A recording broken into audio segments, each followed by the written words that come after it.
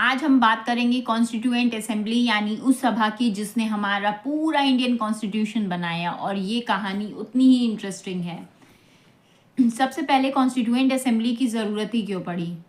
इसलिए ज़रूरत पड़ी क्योंकि ब्रिटिशर्स ने कहा था कि भारत अपनी किस्मत खुद लिखेगा, और कैबिनेट मिशन प्लान 1946 ने फाइनली तय किया कि भारत अपना संविधान खुद बनाएगा।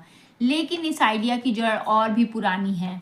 1934 में एम.एन. रॉय ने पहली बार कॉन्स्टिट्यूएंट असेंबली की मांग की, और फिर 1935 में कांग्रेस ने इसे सपोर्ट किया। अब बात करते हैं मेंबर्स कैसे चुने गए। सबसे अहम बात यह है कि लोगों ने डायरेक्ट वोटिंग नहीं की। भारत के एमएलएज यानी प्रोविंशियल लेजिस्लेटिव असेंबली के इलेक्टेड मेंबर्स ने वोट डालकर कॉन्स्टिट्यूशन लिखने वाले लोग चुने।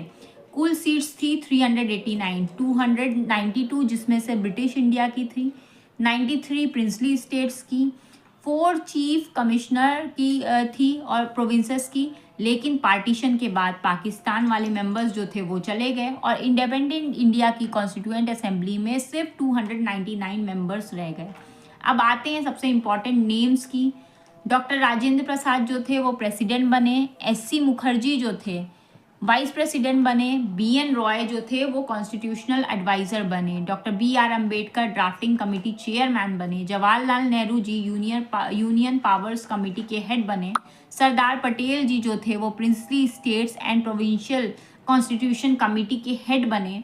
ये वो लोग थे जिन्होंने भारत की नींव तैयार की। पहला सेशन कब हुआ? 9 दिसंबर 1946 को डॉक्टर सच्चिदानंद सिन्हा टेम्परेरी प्रेसिडेंट बने थे, और 11 दिसंबर 1946 को डॉक्टर राजेंद्र प्रसाद परमानेंट प्रेसिडेंट बने। लेकिन एक बहुत बड़ी प्रॉब्लम थी। मुस्लिम लीग ने कॉन्स्टिट्यूएंट असेंबली का बॉयकॉट किया क्योंकि वे पाकिस्तान की मांग पर अड़े थे। इस वजह से बहुत पॉलिटिकल टेंशन था। फिर भी असेंबली ने काम जारी रखा। अब सबसे इंटरेस्टिंग बात, हमारा संविधान बनाने में कुल 2 साल 11 महीने और 18 दिन लगे। असेंबली ने टोटल 165 डेज बैठकर 165 डेज बैठकर डिबेट की, हर आर्टिकल हर क्लॉज पर घंटों घंटों चर्चा की। इसमें कॉम्प्रोमाइज़ भी हुए, आर्ग्यूमेंट्स भी हुए, और एक यूनाइटेड इंडिया की तस्वीर भी बनी।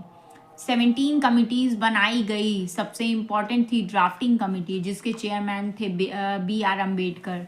1935 एक्ट को हटाकर पूरी तरह नया संविधान लिखा गया जिसमें democracy, equality, secularism, fundamental right सभी की नींव इसी समय पड़ी।